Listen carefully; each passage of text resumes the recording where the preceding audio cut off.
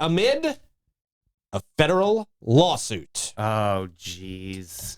Across St. Johns County, panhandling has been, looked like this said contagious. It's not contagious. Contentious. Oh. Contentious issue, and was made illegal by May of 2023. The County Ordinance 2023-16 prohibits any use of public rights of way that interferes with the safe and efficient movement of people and property on public roads, streets, or highways.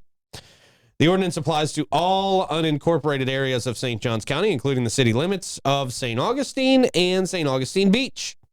Concerns have been raised now about panhandlers stepping into traffic, not sleeping in traffic, stepping into traffic, and causing potential hazards for drivers, as noted by visitors and residents alike, they say. However, the enforcement of this ordinance has been temporarily halted due to a federal lawsuit filed in the Middle District of Florida. The lawsuit argues that the ordinance infringes on First Amendment rights to freedom of speech and 14th Amendment rights to due process.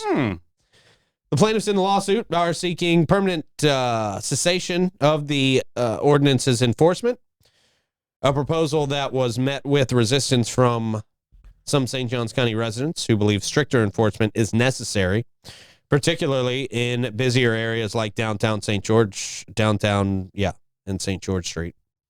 The St. Johns County Sheriff's Office has confirmed that enforcement is paused due to the ongoing legal proceedings. Meanwhile, St. Augustine Police Department continues to enforce the city's downtown panhandling restrictions, which specifically target aggressive panhandling behaviors.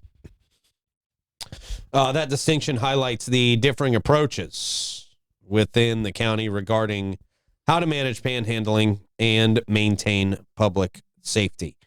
I don't know, when we talked about this I guess it was a couple years ago when it didn't seem like that long, but I don't know. I thought, maybe I'm wrong, I thought we all kind of thought it was a good idea to not be out in the middle of traffic asking for money. Yeah, we felt like it was a safety issue. Yeah. The bad part was like the firemen with the boots couldn't do what they were doing anymore. Right. And the panhandling in the city is completely different. I mean, because the city went through it well before and tried to do something with it, and then they got kicked back about the First Amendment stuff. So their panhandling is, you're allowed to hold a sign, but you can't go up and ask for money. So at that point, that's when you violated, because now you've intruded on someone's personal space. Encroach. Okay. Yeah.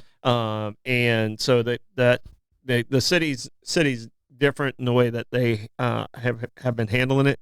But this one completely made sense to me because, it was working.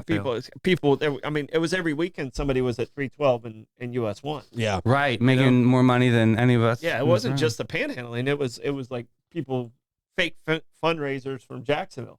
Right. They come in there and, I'm with the scammers, the schemers. The church of people. Don't do it. Yeah. With some picture of a kid with tubes going into his face. Yeah, and you're like, how do you know this kid? You don't know this kid. This is not even a real kid. That's an AI kid. Mm-hmm. Yeah.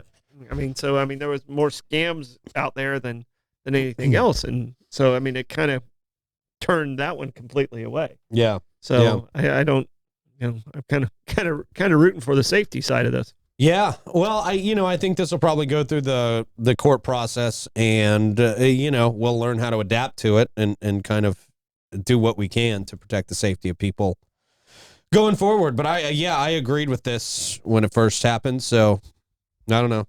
We'll go through the court process. We'll see what happens. That's all I got. Hastings. Okay.